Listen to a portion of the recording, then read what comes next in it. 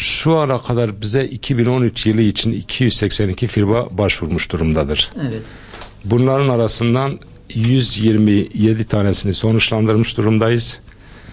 Şu anda devam eden staj programından faydalanan firma sayımız 87. Programın sona erdiren firma sayısı 8. 32 tane de şu anda iptal olmuş durumdadır. Yani iptal gerekçeleri çeşitli nedenlerde. Burada şu anlamda iptaller söz konusudur. İşverenlerin taahhütlerinden kaynaklanan, taahhütlerini yerine getiremediklerinden dolayı mevzuatımız gereği iptal etmek durumundayız. Ve iptal ettiğimiz programlarla ilgili de ödenen firmalara ödenen miktarı faiziyle birlikte geri tahsil etmek durumundayız. Buna usulsüzlük demeyelim de, usulsüzlükten ziyade firmaların yeteri kadar bu işle ilgili alakalı olmadıklarına bağlasak daha anlamlı olur, mantıklı olur diye düşünüyorum. Örneğin şimdi tabii usulsüzlük ağır bir tabir, o anlamda değil. Yani firmalarımızı tenzih ederim, o konuda öyle bir sıkıntımız yok. Ama farz edelim ki bu staj programından faydalanma sayısı, eğer ki siz bir işletme sahibiyseniz 100 tane çalışan sayınız varsa bu 100 tane çalışan sayınızdan 10 kişilik bir staj programına faydalanma durumunuz söz konusudur.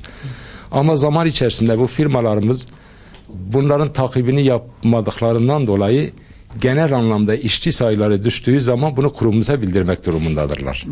Farz edelim ki 100 işçisi çalışıyor ama ay içerisinde bu düşüş 95'lere 90'lara düştüğü zaman bunu gelip kuruma ibraz etmek durumundadırlar. Bunu ibraz etmedikleri takdirde cezai durumlara düşmektedirler. Yani bu sıkıntılar bundan kaynaklanmaktadır. Onun dışında da firmalarda tabii bizim bir de bu staj programını uyguladığımız zaman denetim kurulumuz vardır. Bu denetim kurulu İşkur ve Milli Eğitim Müdürlüğü'nden oluşan müfettiş arkadaşlarımızdan oluşmaktadır. Bunlar zaman zaman periyodik olarak, her ay periyodik olarak bu staj programına devam eden kursiyerlerimizi iş yerlerinde gidip denetlemek durumundadırlar. Yani burada eğer firma sahibi asıl iş değil de asıl işin dışında başka bir alanda görevlendiriyor ise birinci defa biz bu firmaya bir uyarı yazısı gönderiyoruz.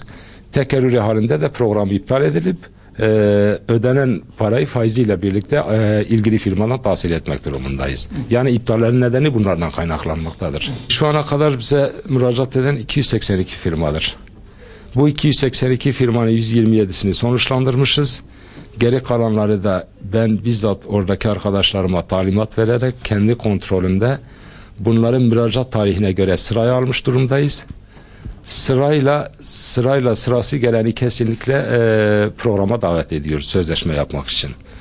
Yani burada şu anda iptal edilen, dediğim gibi bu mevcut 127 firma arasında 32 programımız iptal edilmiş durumdadır.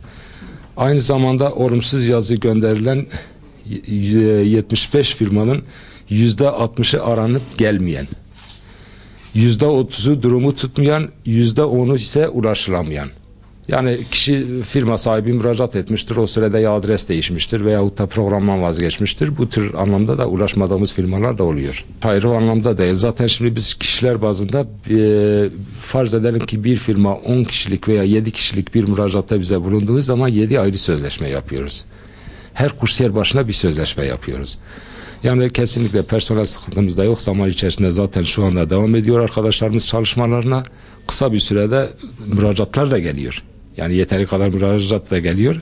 Zaman içerisinde bunları sıfırlayacağımızı düşünüyoruz. Yani onun tam tarihine bakamadım şu anda, ancak 2 ay geçen olmadığını düşünüyorum. Bu yıl 2013 yılında 12 Mart itibariyle genel müdürlüğümüzden bir yönetmelik çıktı. Mevcut yönetmeliğe göre artık mesleki eğitim kurslarının açılması imkansız gibi bir şey. Yani o yüzden de açmayı düşünmüyoruz ve bu yüzden biz ağırlığımızı staj programına ve UMEM projesine ağırlığımızı verme koşuluyla çalışmalarımız devam ediyor. Şimdi eski yükümlüler mevcut yasaya göre 50 üzerinde işçi çalıştıran kamu kurumlarının %2 eski yükümlü çalıştırma zorunlulukları vardır. Ancak zaman içerisinde kurumların açıkları olması durumunda Maliye Bakanlığı'ndan eski hükümlü çalıştırmalarına dair vize aldıktan sonra taleplerini iş kurumuza yapıp ilgili iş kur aracılığıyla bunların kapatma yoluna gidilmektedir. Ama şunu söyleyeyim, 2011 yılından beri toplam eski hükümlü anlamında 9 kişi bir Diyarbakır'da alım söz konusudur. Bunların ikisi ilköğretim, 4'ü lise, 3'ü de ön lisans mezunu olarak bunların istihdamı sağlanmıştır. Bunun nedeni ilgili kurum kendi ilgi alanında eski hükümlü açığı varsa, böyle bir açığını kapatma yoluna gidiyorsa bu tamamen ilgili kurumun tasarrufundadır. Yani benim hangi alanımda bir açık var, hangi branşta ihtiyacı varsa onlar ihtiyacını belirlemek o tamamen ilgili kurumun tasarrufundadır. Yani bu iş kurum tasarrufunda değil. Ama ilgili kurum kendi branşını belirleyip talebini bize gönderdiği durumunda biz bunu yayınlamak durumundayız. Yani o konuda işte ilköğretim mezunu olsun, yüksek lisans, ön lisans, bizim işkur olarak öyle bir tasarrufumuz yok. Tamamen bu tasarruf ilgili kurumdadır. Önceki yıllarda mesleki eğitim kurslarını Diyarbakır ilimizde zaten yoğun bir şekilde uyguladığımız için işbaşı eğitim programları işletmelerimize çok fazla cazip gelmemekteydi.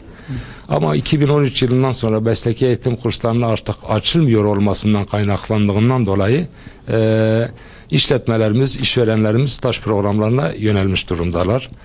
Yani bu konuyla ilgili bizim yaptığımız staj programı 120 iş günü üzerinden uygulamaktayız. Bu süre içerisinde her bir kursiyerimize çalıştığı gün kadar günde 25 lira üzerinden aylık ödemelerimizi periyodik olarak yapmaktayız. Sigorta değil, bu eğitim süresi boyunca sadece iş ve sağlık sigortası. Emekliye esas prim anlamında değil de sadece iş ve meslek hastalığı sigortası. Gene sağlık sigortası yatırılmaktadır. Ve bunu yatırdıktan sonra ilgili işletmelerimiz eğitim programı bittikten sonra bu kursiyerlerin %20'sini de istihdam etmek zorunluluğu var. Bunların da takibini yapmaktayız. Yaptırım uyguluyoruz. Ben şunu söyleyebilirim. Eğer çok fazla gecikme oluyor, bu tür şikayetler varsa kapımız her zaman işletmelerimize açıktırlar.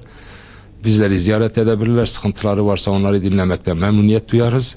Kesinlikle art niyetli olarak burada herhangi bir firma, bu firmaları burada bunlara yardımcı olmak, destek olmak bizim asli görevimizdir. Bu asli görevimizin dışında kasıtlı olarak bekletme gibi bir şey olacağını sanmıyorum. Yani sıkıntısı olan firmalarımız her zaman kapımız açık, bizi ziyaret edebilirler, sıkıntılarını bizimle paylaşabilirler.